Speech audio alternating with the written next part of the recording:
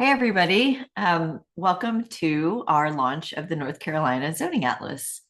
I'm Sarah Bronin and really happy to be welcoming you here today. And I'm joined by one of our project managers, Devin Chodson, as well as Daniel Wexler, a newer geospatial analyst on our team. And the three of us are going to go through the presentation. And before I start, I just wanted to thank some of our partners in this work specific to North Carolina. So the North Carolina Association of Realtors, one of our early partners in this effort, Arnold Ventures, which has worked with us on several states, including some that we've recently done webinars on, including Utah earlier this month. UNC Charlotte and Code with the Carolinas also contributed in really important ways. And so we really thank all those on the ground in North Carolina for informing our work, for supporting our work, and to our broader network of partners not listed here that continues to support the work of the organization. So with that, we have a lot to cover today because North Carolina is a super fascinating state from a zoning standpoint. So I'm just going to provide a quick overview of the contents for today. And I'll be speaking about why we are building the National Zoning Atlas in the first place. Devin will talk about how it's made. Wex is going to describe or do a show and tell about how to use the National Zoning Atlas. And both of our analysts and our project manager are going to talk about how North Carolina zones. I'll come back in to to brainstorm some ways about how North Carolina can use the zoning atlas. And with that, I think I'm going to just get started on why we're building this project in the first place. So it really started up in Connecticut in 2020. And we found there that we had a need to inform the advocacy community about zoning conditions across the state. We knew that zoning was not that great up in Connecticut, and people kept asking us to prove why. And so we built the Connecticut Zoning Atlas, which is expanded into the National Zoning Atlas today. And essentially what the NZA is it is an interactive map documenting information about zoning. What do we focus on in this map? We really focus on housing.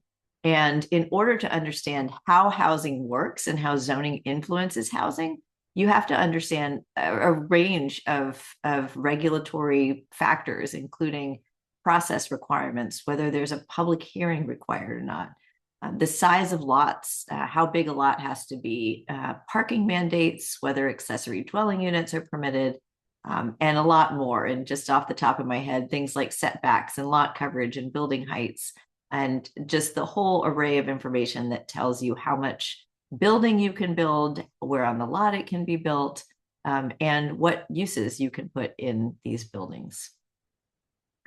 We really focus on housing, not only because we started as a way to, as a project that could help inform advocates, but we also do it because housing and where housing is allowed and how much housing is allowed impacts economic growth. And it also impacts, I guess, what we would generally call smart development, including whether we are building in environmentally appropriate ways, whether we're building in cost-effective ways, whether we are building in ways that saddle us to land use patterns that will have many long-term costs in terms of infrastructure, public health, and much more.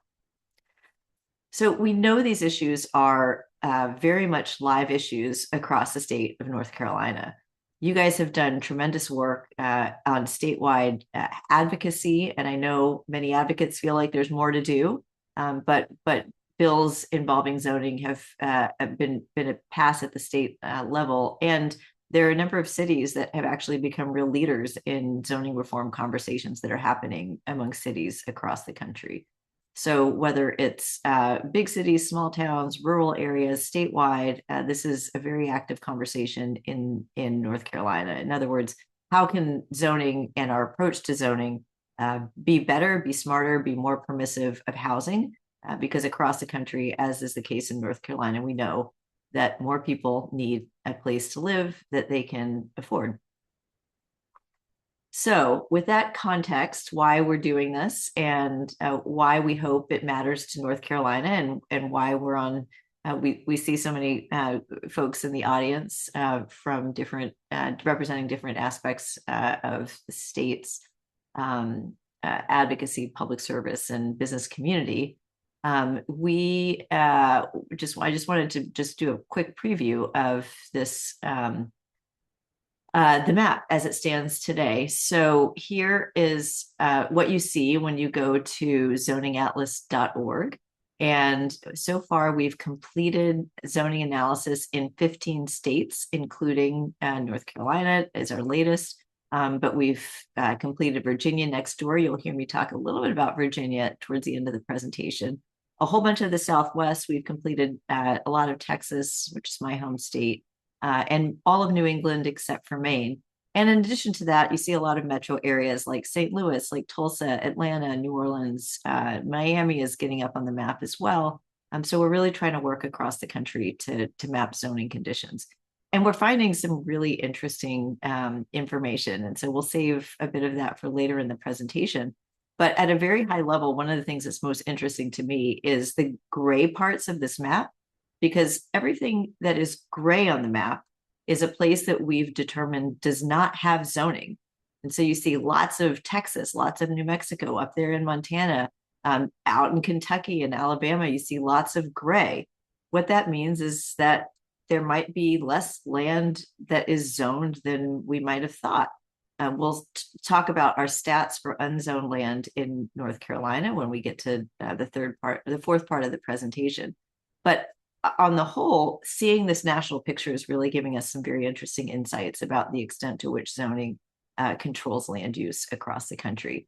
The purple on the map shows where we have confirmed does have zoning, and we have fully analyzed the zoning rules in those areas and put them up on the map. And then the white is all of those areas that we haven't gotten to yet. So you can see just south of you, South Carolina's got to get up on the map at some point. Tennessee, we're actively looking for funding in those places, so we get a much better perspective of the mid-Atlantic and beyond.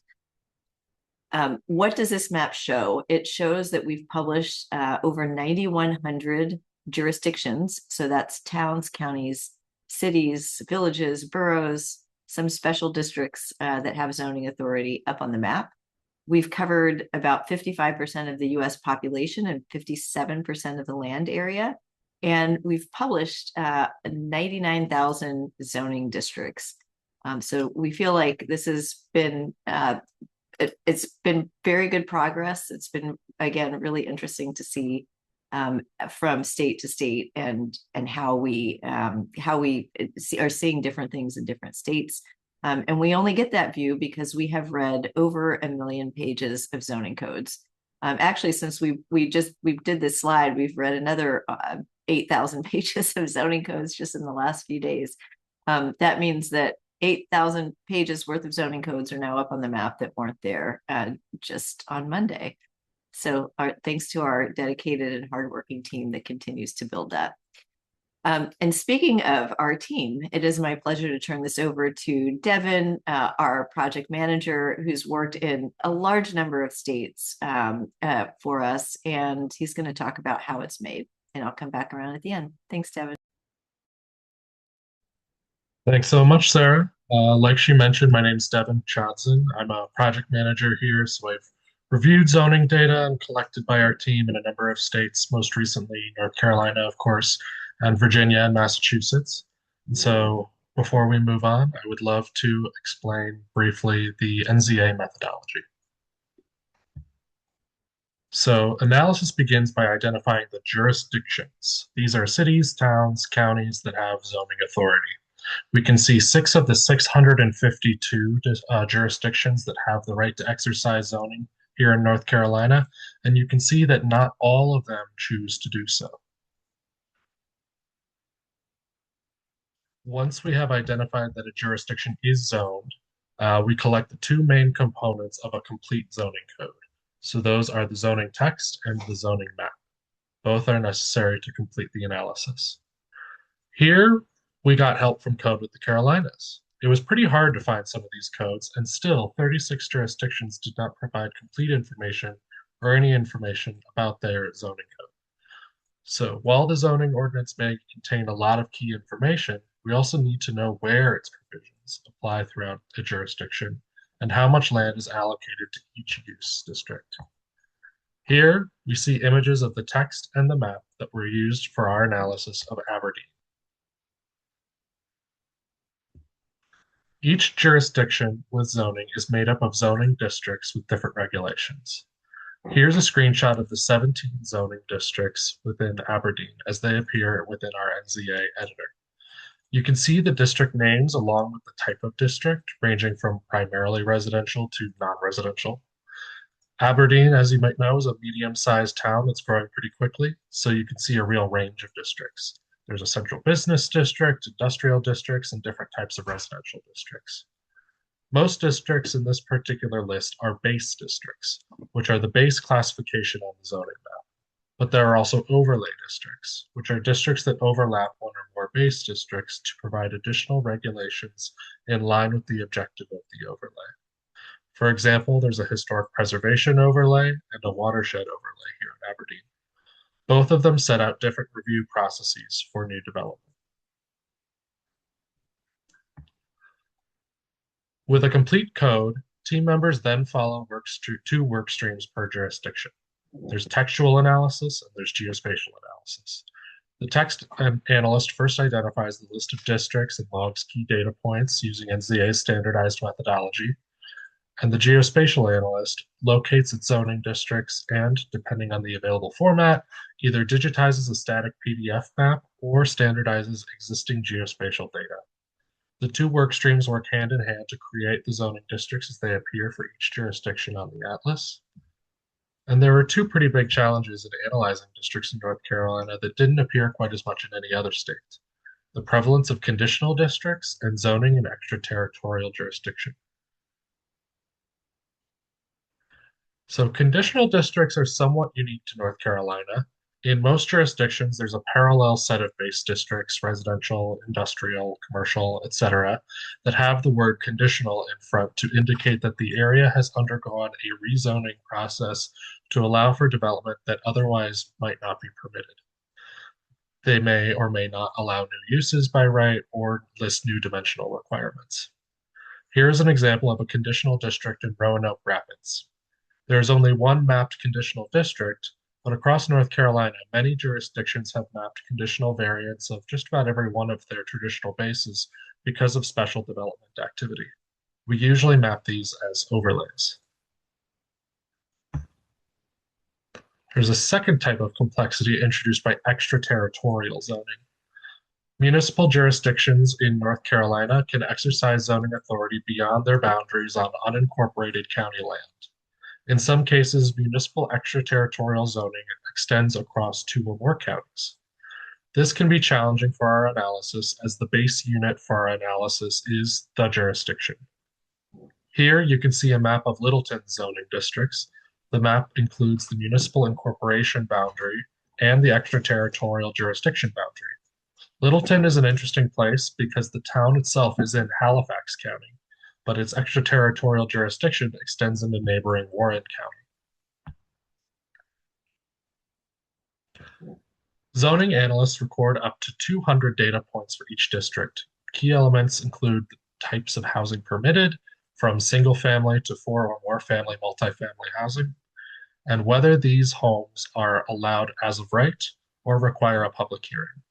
Analysts also log minimum lot sizes, yards and setbacks, building heights, parking requirements, any affordable housing provisions, and any accessory dwelling unit regulations, and much, much more.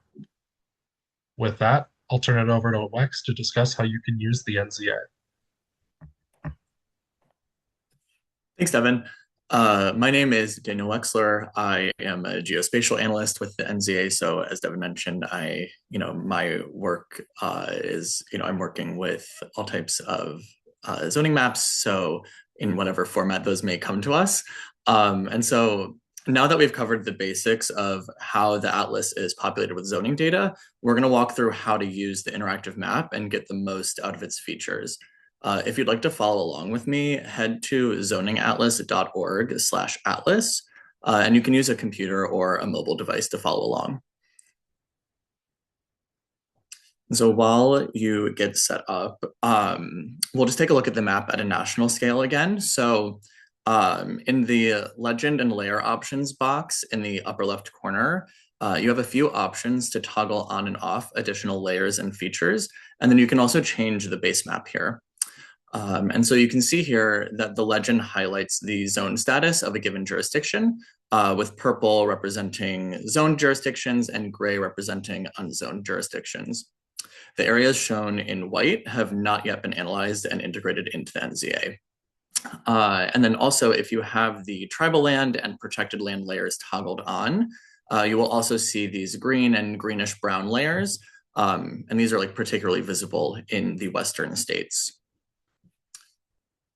And so now we can use the zoom and filter box to explore a chosen geography. So when North Carolina is selected in the state dropdown, the map zooms in to the state. And just as an aside, we're really proud of our work in North Carolina. Of the 15 states that we've completed so far, North Carolina has the most jurisdictions. And moreover, there's a lot of variety in those jurisdictions, anywhere from large, fast-growing cities to small rural towns. And there's also a wide range of kind of terrains across the state, from coastal areas to mountainous areas that just made this like a really dynamic state and project to work on. And so now that we're zoomed into North Carolina, we're able to be even more specific with our geography selection. So we can select Greensboro High Point in the metro micropolitan area dropdown, Guilford County in the county dropdown, and then finally Greensboro in the jurisdiction dropdown. And so as you can see on your screens, if you're following along, the map zoomed into the city of Greensboro and outlined the jurisdiction in black. And just please note that you can only select one jurisdiction at a time. And so at this scale, you'll notice that the legend updates to show zoning district type. So light purple areas indicate primarily residential districts, meaning these districts are primarily zoned for residential uses. Dark purple areas indicate mixed with residential districts, meaning these districts allow a mix of residential and non-residential uses. And then tan areas indicate non-residential districts, meaning residential as a primary use is prohibited in these districts. So these zones typically allow industrial uses, things like airports, or even just like open space. And so some of the most valuable insights from the map can be uncovered using the filters. So we'll get into that next. So now that we're getting into it, so the show me where people can build box has options for quick filtering. For example, it can show where missing middle housing or apartments are allowed. So for this example, we toggled on the single family homes filter. And if you're following along, you can see the map has lost some color. And so areas remain colored in when their criteria satisfies the selected filters. So in other words, with this image, this means you can build a single family home anywhere the map is light or dark purple. And then in the lower right corner, you can see the filtering results box, which calculates the zoned areas and number of districts that satisfy the filtering criteria. So according to these results, 53% of zoned acres in Greensboro or 43% of zoning districts allow single family housing by right. And just note that the filtering results only apply calculations for the single selected jurisdiction. And so going back to the show me where people can build box in the top left corner, here we toggled where apartments with 4 or more units can be built. And you can see the change in the locations that meet this criteria. And so looking again at the filtering results box, you can see the percentages have changed. So only 16% of zoned acres and 51% of Greensboro zoning districts meet the criteria for apartments with 4 or more units. The sharp disparity between where single family and multifamily housing are permitted is readily apparent if we toggle back and forth between these two filters. It's a huge difference. And so now let's look at the advanced filters box. You can use it for selecting more specific filtering criteria. For example, whether 1, 2, 3, or 4 plus family housing is also subject to a public hearing, if there are minimum parking requirements or height caps, among a number of other options. And so here we've selected criteria where single family housing is allowed as of right and has a maximum lot size of 2,000 square feet. And so then again, looking at the filtering results box, we see only 7% of zoned acres or 17% of zoning districts in Greensboro satisfy this criteria. And so now that we're just more familiar with the atlas and the database, let's just take a look at how North Carolina zones. So I'll start with some statewide figures, just to give you a sense of how zoning comes together across North Carolina. This screenshot from the atlas shows that most land in North Carolina is zoned. In fact, 563 of the 652 jurisdictions have zoning, which are shown in purple, and 81 do not, which are shown in gray. Our team analyzed just over 123,000 pages of zoning ordinance text and logged up to 200 data points for each of the 8,418 districts that make up the zoned land of North Carolina. We found an average of 15 districts per jurisdiction and an average of 233 pages per zoning code. For context, this is a much higher number than kind of the national average of 180 pages.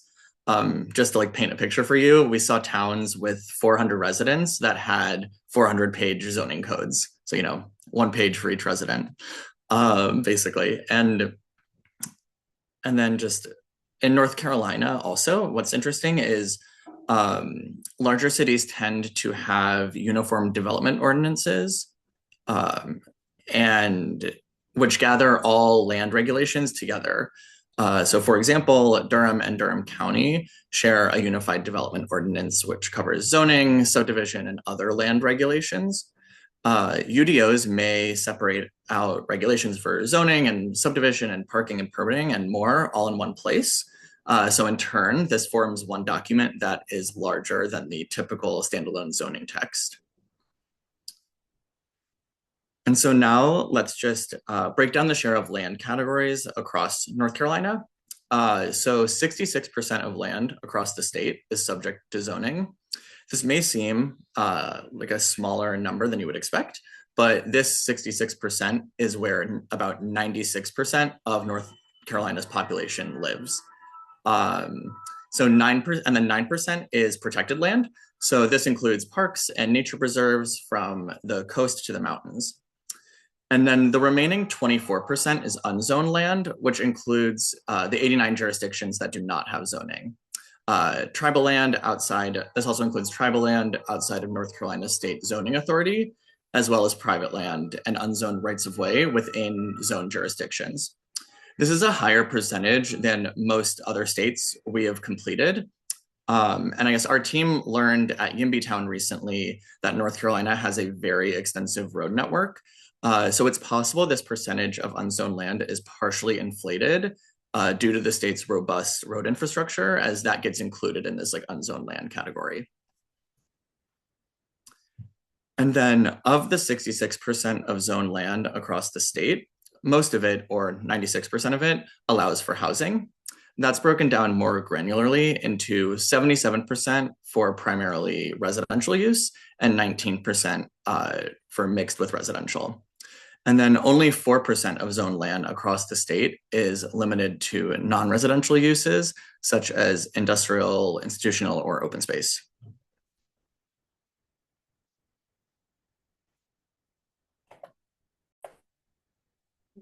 Thank you, Lex. Let's dig a little bit more into the zoning specifics for residential development here in North Carolina. First, we'll take a look at the types of housing permitted across the state, and then we'll compare how much allows multifamily housing in different cities here in North Carolina. For this presentation, we define multifamily housing as residences with 4 or more units. This table shows the share of residential land zoned for different types of housing. So from left to right, there are columns for 1, 2, 3, and 4+ family housing. The darker blue represents the percentage of housing allowed by right. The lighter blue requires a public hearing, and gray is outright prohibited. 97% of land allowing residential development across the state allows one unit by right, so one and no more. That means single-family housing can be built on virtually all residential land in North Carolina. Now compare this to the two-family column, which drops down to 63%. Now, four or more unit apartments are only allowed by right on 21% of North Carolina's residential land, and we see they're allowed on another 21% of land after a potential public hearing. But these discretionary legal processes can add costs, time, and uncertainties that can discourage projects altogether. So, in many cases, public hearings can, in effect, function as a form of prohibition. Speaking of prohibition, the large gray bar shows the most common approach to four or more family housing in North Carolina. That is to say, multifamily housing is prohibited entirely on 58% of residential land across the state. This seems pretty limited, but as Sarah's going to point out later, this is actually more permissive of housing than Virginia. But how does multifamily housing fare in Charlotte or within its metro area? As we can see by these figures, its distribution across the region is far from even. In Charlotte, for example, four or more family housing is allowed by right on a full 84% of the city's residential land. In this respect, the city's zoning reflects a strong commitment to housing diversity. Compare that to the metro and the state, and you see the number drop quite a bit. 11% of land in the metropolitan region, which includes the suburbs and unincorporated counties, allows multifamily by right, and 21%, of course, allows multifamily by right across the whole state. Now let's turn to another important zoning regulation, that's minimum lot sizes. These rules set the smallest amount of land on which a home can be built. Lot sizes are regulated in terms either of square feet or in acres. But these minimums can often be quite large, which effectively mandates unsustainable land-intensive development patterns that fuel sprawl, drive up housing costs, and limit who can afford to live in a given community. As a quick note for this presentation, we use 40,000 square feet and 1 acre interchangeably because 40,000 is such a common minimum lot size that it's sometimes referred to as a builder's acre. A big round number like 40,000 simplifies calculations and it rolls off the tongue easier than the true acre size, which is 43,560 square feet. But in effect and intention, they're basically the same. This donut chart shows the breakdown of minimum lot size requirements for single-family zoned land across the state. The darker the green, the larger the required lot size. 26% of single-family land requires at least 40,000 square feet, or roughly 1 acre. Within that, 23% requires 80,000 square feet or more. That's 6% overall, 23% within. For context, this is comparable to the footprint of a large warehouse. Also notice that 33% of single-family land has varied lot size standards. This usually means that a single-family zone allows several single-family housing types, where each type is tied to a different minimum lot size requirement. Zooming into Raleigh and its metro area, we can see how minimum lot sizes vary across the geography. Within the city of Raleigh, a tiny fraction of single-family zoned land requires a minimum lot size of roughly an acre or more. That's very promising for the development of attainable housing close to jobs and services. But within the metro, that number increases to 12%, which is still lower than a considerable 26% across the state of North Carolina. Up next are accessory dwelling units, or ADUs. These are secondary homes located on the same lot as a primary residence. ADUs are gaining popularity as a cheaper, flexible, and meaningful way to expand housing options in communities across the country. This donut chart shows ADU permissions on single-family zoned land across the state. The darkest orange is the most permissive, lightest orange is least permissive, and gray is prohibitive. ADUs are allowed by right on 57% of single-family land and prohibited on 31%. In much of the country, the most common approach to ADUs, which still applies to 21% of single-family zoned land across this state, is to allow them with occupancy restrictions or rules about who can or who must live there. Often the owner must occupy one, either the primary or the secondary unit. Other times the ADU is limited to family members, employees, or elderly tenants. The fact that relatively little land in North Carolina is subject to those same occupancy restrictions is notable. If ADU occupancy restrictions are so common statewide, what does it look like in a place like Greensboro and its metro relative to the state? Well, it varies between extremes, as we can see here. Within Greensboro, all ADUs and single-family zones are subject to occupancy restrictions. Meanwhile, more than a quarter of single-family zoned land that allows ADUs in the Greensboro metro do so without occupancy restrictions, and nearly half of single-family zoned land that allows ADUs doesn't have occupancy restrictions either across the whole state of North Carolina. And finally, let's take a look at parking mandates. Parking consumes valuable land that can be expensive to build, making it an important regulation to track because those costs can add costs that deter housing construction. In North Carolina, 87% of residential lands have rules requiring off-street parking. These regulations apply across our 1, 2, 3, and 4 plus family housing treatments. A total of 22 zoned jurisdictions for which we have full data across North Carolina do not have stated parking minimums. With that, I'll pass this back to Wex to discuss our zoning snapshots.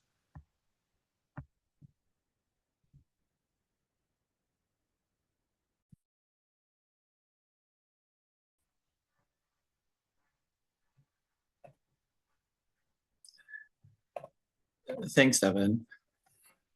Are you interested in exploring zoning stats for any location in the NCA?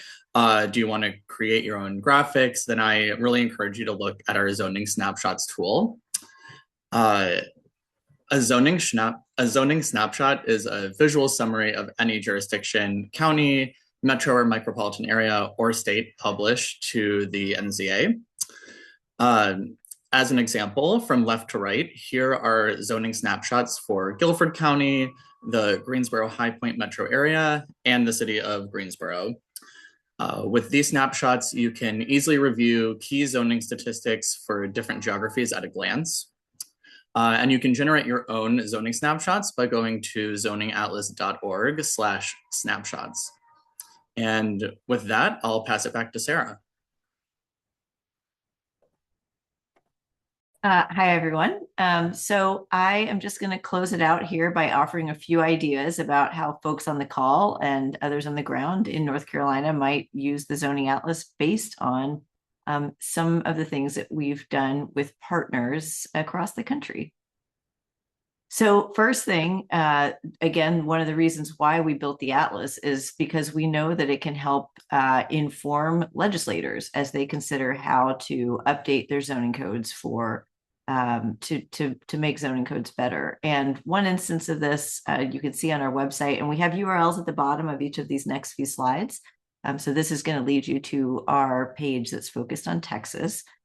One example of how the NCA has been used to inform legislative change is this report. We called it a zoning impact analysis for a Senate bill that dealt with manufactured housing. And by using our information about mobile and manufactured housing and where those were expressly permitted across jurisdictions that we'd published in Texas, we were able to show which communities would be affected by this proposed bill. Ultimately, legislators passed the bill, which we think will help to increase the amount of land use for mobile and manufactured housing. Second thing, and it's really related, but to inform state policy. And policy can mean a number of things: how state agencies treat local governments, how zoning information is kept and maintained. Because we keep data at the scale of metro areas, and then in some cases, again, we've been funded to complete full states, we've been able to provide information about statewide zoning to a variety of institutions. And so one of those is the state of Arizona. we have been working with them on something that they're going to put out pretty soon on how leading cities in the state permit multifamily housing versus single family housing. And we, again, have summary stats of those cities that can help inform the way, in that case, the Department of Housing is going to keep data about local zoning. Next thing we wanted to raise is that you can sway elected officials with our information. And here I'm going to maybe pick on Virginia a little bit. We just wrote this op-ed in the Virginian Pilot, which drew from our statewide report, which we called Zoning Report Virginia. Again, it's available down there on the Virginia page. But in that report, things were not looking as positive, I would say, in Virginia, your next door neighbor, as they are in North Carolina, where again, things are moving at the local and state level towards more zoning reform. In Virginia, for example, we saw that over half of residential land allowing single family housing required 1 acre lots or more. That's compared with the 26% stat on the left for North Carolina. So in Virginia, much larger lot sizes. In terms of multifamily housing, that's what that MFH is, so 4 or more unit housing. You saw your 21% stat, and that compares with 5% of residential land across Virginia allows for multifamily housing by right. Really big difference in 2 neighboring states. And then for accessory dwelling units, again, somewhat permissive approach in North Carolina, allowing 46% of land, with 46% of single family land allowing ADUs. That number is just 28% in Virginia. So we really hope that armed with this kind of information, there's a new governor who's talked a lot about housing, elected officials there have talked about housing. Lots of progress has been made in Alexandria and Virginia. So we're hoping that that the advocates on the ground take our stats and march to the Capitol and try to discuss why zoning reform is really important there. And then finally, we do use the zoning atlas to help track local reforms. For example, in Massachusetts, there was a recent bill, not so recent, a few years ago, but it's finally gone into effect for 177 cities and towns in Massachusetts, requiring them to zone an area of reasonable size around their transit stations for new multifamily housing. So we are tracking the before and after. We certainly do that in other states. We're doing statewide sweeps through California as well as Connecticut right now. And then soon in 2026, we'll have a sort of rotating updates for the other states that we've completed. So with that, and I will encourage, I know I see some questions in the Q&A already, but we'll definitely encourage others to please put your questions in the Q&A. But just, I guess, very big picture thing that I wanted to leave everybody with is that we built this tool to support data-driven policymaking at the state and local levels. So please use it. Please send people to our website, send people to the North Carolina page where this webinar will be posted, and use it yourselves in your work. And I see some familiar faces or names on the participant call, so I know many of you are already poised to do that. But we just encourage you to use the Atlas and follow the tips that we've provided to do that. So our very last slide is just, I think, the places where you can find us. So online at zoningatlas.org, there's our email address, and then the variety of social media, that's LinkedIn, Blue Sky, YouTube, and Instagram. We're all there at Zoning Atlas. Thanks in large part to Diana Drogaris, our engagement director, who is behind the scenes today coordinating this whole webinar. All right, and I think we've got to turn to questions. So I'll ask Devin and Wex to come back on, and I'll start with the first one from, I believe, one of our partners from Code with the Carolinas. And the question here is, what are your thoughts on the popularity of conditional districts in North Carolina zoning? What alternative methods and approaches are used in other states? And I think for that, I'll turn to Devin, since you've worked in so many states and you've covered the issue of conditional zoning in the presentation. So go ahead. Thanks. The conditional use is a really interesting uh, fact about North Carolina, sort of a method that North Carolina uses in order to facilitate certain developments with pretty extensive public hearing requirements. So maybe these are particularly noxious or difficult uses, so it's understandable why they might be sought. But in much of the country, there are maybe longer lists of what conditional uses are allowed versus what would require a rezoning. So you could imagine that in another state like a Virginia, something might be a conditional use, whereas in North Carolina, that particular use might only be achievable by doing a full rezoning to a conditional district.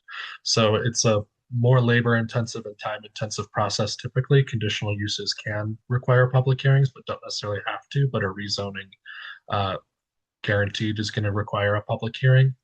Um, so you might see some more extensive spelling outs of conditional uses and more flexibility on certain types of conditional uses.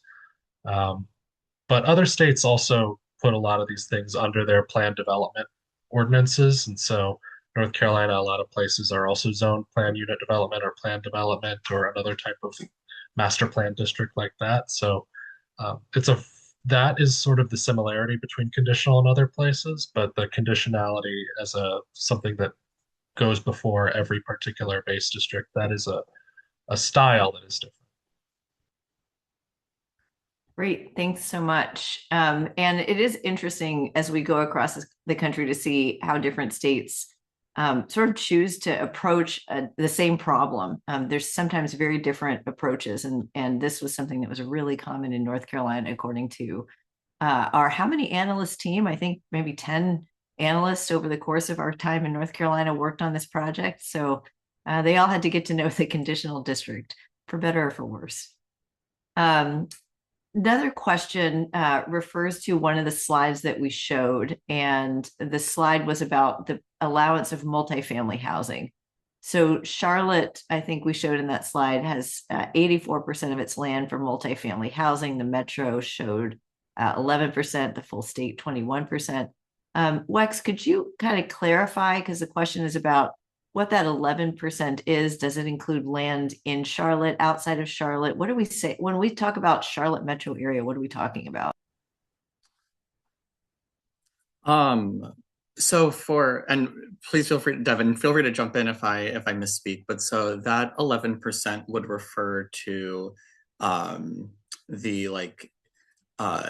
larger Charlotte area. So I believe that stat was pulled for the whole county. Is that right, Devin? Or am I misspeaking? It is per this, I'm seeing the jurisdictions analyzed within the Charlotte metropolitan area. You can see that when you go to zoningatlas.org/snapshots and select the metro area in question. And so it lists the jurisdictions analyzed at the bottom, and Charlotte is in the list. So it's Charlotte plus 90 jurisdictions surrounding it. And I think Devin raises a good point, which is any of these statistics are available on that last URL that you saw before I started talking at the end, zoningatlas.org/snapshots. So for example, if you go to that page and you drop down under metro micro area, you can see that just by way of contrast, in the Raleigh metro area, which has 30 jurisdictions, you see 23% of land allowing multifamily by right. In the Greensboro metro area, which has 28 jurisdictions, you see 7% of land allowing multifamily by right. So that's a pretty big difference in these three cities across these three metro areas rather. So that's kind of the beauty of the snapshots. It tells you what's happening in these different cities. And of those three that I just pulled up right then, Raleigh seems to be in the lead when it comes to permitting multifamily housing. All right, so definitely visit the snapshots when you can. Next question, and this I know Devin has handled across North Carolina specifically. What do you do about cities that don't provide their zoning ordinance or map? Isn't this public information that's required to be available to anyone who wants it? That's a great question. So there were quite a few, and a lot of it is because we have a lot of communities that don't necessarily have a ton of capacity for uploading certain things to whatever websites they might be using if they have a website. There are a number of jurisdictions in North Carolina that don't. And so when we find ourselves not easily able to locate these documents, we call the jurisdiction. It's usually not difficult to find a phone number for a town office. Um, if there's an email available, we'll do that. A lot of towns also use Facebook instead of having websites, so they'll have their contact information on there. And if we can't get a response, which has happened a number of times, a lot of these small towns don't carry typical 9 to 5 hours. We have sent letters to all of these jurisdictions requesting documentation and have received documentation back from quite a few. So I anticipate that more will come online over the next few months. Great. And I think we have time for one more question. We'll squeeze it in. Expanding on conditional zoning in North Carolina, how do you ensure, how does it display on the public map? So, for example, in this case, they're referring to a jurisdiction that through the conditional zone allows single family housing to be built, but on the map, it's not showing up as single family housing by right. And so maybe, Devin, you can explain what by right versus public hearing means, and probably the fact that this conditional use is one of those public hearing type pathways. But you want to talk about how we do that? For sure. Many places, use the planned unit development. A lot of developers will petition for a planned unit development, go through the full process to build single-family housing developments using the flexible options that they might be able to get using the planned unit development designation. And so, because we don't necessarily have the individual documents for every single planned unit development, those tend to be housed at the planning departments and not posted online necessarily. We don't necessarily look at the individual requirements for each planned unit development or each conditional blank district and just focus on the process that was utilized to get that zoning in the first place. So, in order to obtain the conditional zoning or to obtain the planned unit development, there had to be a public hearing process involved in order to achieve that rezoning. And just for those who are very curious about our methodology, if you go to our website, zoningatlas.org/how has a summary of a methodology that we have now turned into an internal wiki. But that gives you a sense of how we treat the public hearing requirement and why, if you go down to those advanced filters that Wex showed you, we have that possibility for you to look at where public hearing is allowed, where public hearing is required, or whether a use is allowed by right. So feel free to use the advanced filters to find the information you need. And by the way, if it still doesn't look right on our map, we are very happy to take corrections and updates. So please feel free to be in touch with us with all of those channels that were shown in the last slide, because we want for the map to be fully up to date and accurate. While North Carolina is hot off the presses, we know that it is going to be in need of an update at some point in the near future. So Devin, Wex, and our full team will continue to be hard at work on this project because zoning always changes. So thank you so much for everybody who hung on for a few extra minutes for that important question. And we hope to be in touch with you all soon. Thanks so much for being here.